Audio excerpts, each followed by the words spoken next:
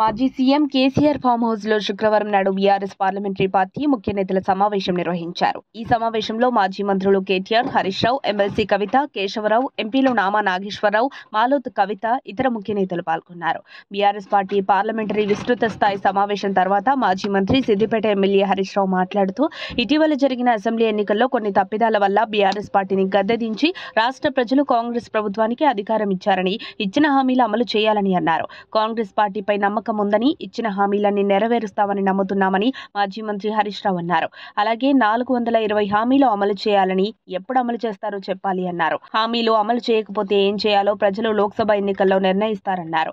అమలు చేసే విధంగా మీపై ఒత్తిడి తెచ్చే బాధ్యత మాపై ఉందని, ఆ విధంగా ప్రజలు మాకు ప్రతిపక్ష హోదా ఇచ్చారని గుర్తు చేశారు.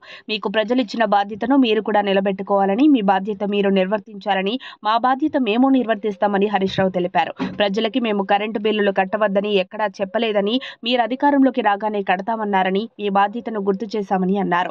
ఏదేమైనా కాంగ్రెస్ ప్రభుత్వంపై, సీఎం రేవంత్ నాయకత్వంపై హరీష్ రావు నమ్మకం పెట్టుకోవటం శుభ పరిణామమే అని విశ్లేషకులు అభిప్రాయపడుతున్నారు. ఇదే విధంగా ప్రతిపక్ష కారు పార్టీ, విపక్ష బీజేపీ పార్టీ నేతలు కూడా కాంగ్రెస్ సర్కార్కు సపోర్ట్ చేస్తే రాష్ట్ర అభివృద్ధి మెరుగుపడుతుందన్న విశ్లేషణలు వినిపిస్తున్నాయి. ప్రభుత్వానికి విపక్షాలను కలుపుకొని పోయే తత్వం ఉండాలని, ప్రజలకు ఇచ్చిన హామీలు నిలబెట్టుకునేలా ఉండాలన్నారు. కాంగ్రెస్ ఇచ్చిన హామీలను పార్లమెంటు ఎన్నికల కోడ్ రాకముందే నెరవేర్చాలని డిమాండ్ చేశారు. మరిన్ని అప్డేట్స్ కోసం మా కాయ్ టీవీని సబ్స్క్రైబ్ చేసుకోండి. మా వీడియో కనుక మీకు నచ్చినట్లయితే లైక్ చేయండి, షేర్ చేయండి. మీ విలువైన అభిప్రాయాలను కామెంట్ బాక్స్లో తెలియజేయండి.